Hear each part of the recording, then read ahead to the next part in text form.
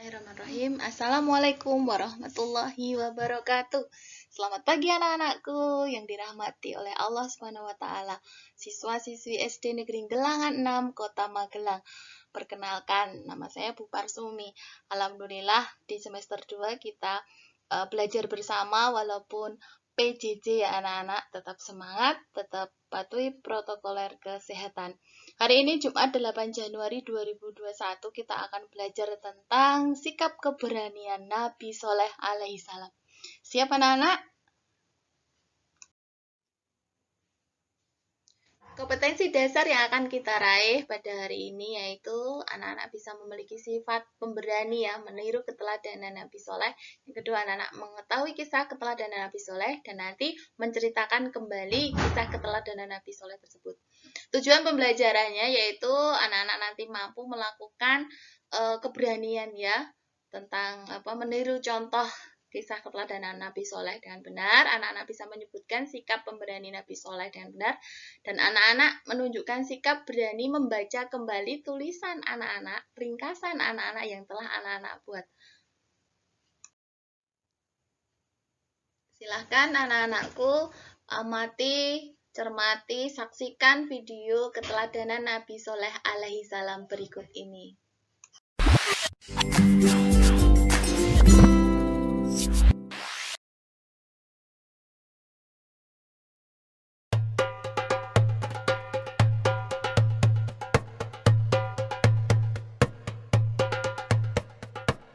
Nabi Soleh alaihissalam adalah keturunan dari Nabi Nuh alaihissalam.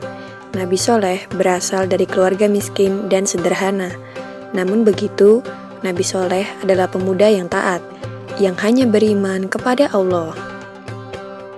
Nabi Soleh diutus untuk kaum Samud yang hidup di bekas reruntuhan kaum Ad. Kaum Samud ternyata lebih pandai daripada kaum Ad. Mereka mampu membangun lagi jaringan irigasi yang lebih sempurna guna mengairi lahan pertanian dan perkebunan. Berkat kegigihan kaum Samud, negeri tandus itu pun bisa dibangun kembali. Bangunan di tempat itu megah dan mewah. Gunung-gunung dipahat menjadi istana yang indah.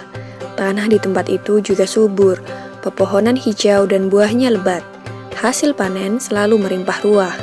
Seluruh kaum Samud hidup sejahtera dan tercukupi. Namun keberhasilan itu justru membuat kaum Samud lalai dan sombong. Mereka tidak mau menyembah kepada Allah. Mereka menganggap rezeki yang mereka peroleh bukan karunia Allah, melainkan hasil usaha mereka sendiri. Oleh karena itulah, Allah mengutus Nabi Soleh agar berdakwah untuk kaum Samud agar kembali ke jalan yang benar. Nabi Soleh pun mulai berdakwah. Beliau mengajak kaum Samud untuk menyembah Allah. Namun kaum Samud sama sekali tidak menghiraukan ajakan Nabi Soleh dan menganggap Nabi Soleh sebagai pembohong belaka. Kaum Samud lalu menuntut Nabi Soleh untuk mengeluarkan mukjizat. Menghadapi tuntutan itu, tak ada jalan lain bagi Nabi Soleh kecuali memohon kepada Allah agar memberikan mukjizat kepadanya. Allah lalu mengabulkan permohonan Nabi Soleh. Suatu hari, Nabi Soleh mengajak kaum Samud untuk pergi ke kaki gunung. Orang-orang kafir itu mengikuti Nabi Soleh bukan karena mempercayainya. Mereka malah berharap agar Nabi Soleh tidak bisa mengeluarkan mukjizatnya dan dapat menghinanya sepuasnya. Sesampainya di kaki gunung, kaum Samud meminta Nabi Soleh agar mengeluarkan seekor unta dari sebongkah batu besar. Sebuah permintaan yang tidak masuk akal. Namun, betapa terkejutnya kaum Samud karena tiba-tiba sebongkah batu besar itu terbelah. Dari dalam bongkahan batu itu keluar seekor unta betina. Orang-orang dari kaum Samud keheranan, menepuk-nepuk pipi mereka dan memandang tak percaya. Setelah kejadian itu, beberapa orang mulai percaya. Mereka membenarkan kenabian Nabi Soleh alaihissalam. Kabar itu segera tersebar ke seluruh penjuru negeri. Air susu unta yang keluar dari batu itu banyak sekali dan cukup untuk diminum seluruh penduduk. Orang-orang bergembira. Mereka bisa minum susu unta sepuasnya. Akan tetapi masih ada juga orang yang berkeras hati tidak mau percaya dan menganggap semua itu hanyalah sihir belaka. Orang-orang kafir yang tidak mau mempercayai Nabi Soleh kemudian memilih 9 algojo kejam yang selama ini sering menyiksa pengikut Nabi Soleh untuk membunuh unta tersebut. Melalui malaikat Jibril, Allah memberitahu rencana pembunuhan unta itu kepada Nabi Soleh. Beliau kemudian datang untuk menasehati orang-orang kafir itu agar bertaubat dan mengurungkan niat jahat mereka. Namun tekad mereka sudah bulat. Dengan membawa pedang yang terhunus, mereka mengejar unta Nabi Soleh dan membunuhnya dengan pedang yang sudah diasah tajam.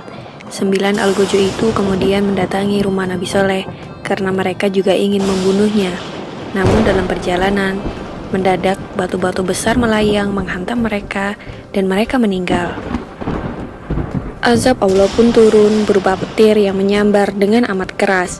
Orang-orang kafir yang tidak mempercayai kebenaran Nabi Soleh pun berlarian menyelamatkan diri. Bumi tempat mereka berpijak juga tiba-tiba berguncang.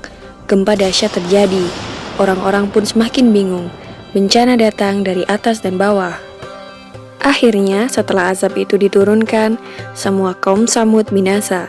Tak ada lagi yang tersisa kecuali 120 orang yang beriman kepada Allah dan mengikuti dakwah Nabi Soleh. Selanjutnya, Nabi Soleh membawa para pengikutnya berhijrah ke Ramlah yang merupakan suatu tempat di Palestina. Demikianlah kisah Nabi Soleh alaihi salam tentang mukjizat unta yang keluar dari dalam batu. Semoga kisah ini dapat mempertebal iman kita dan percaya tentang kebesaran Allah Subhanahu wa Ta'ala. Amin ya Robbal 'Alamin.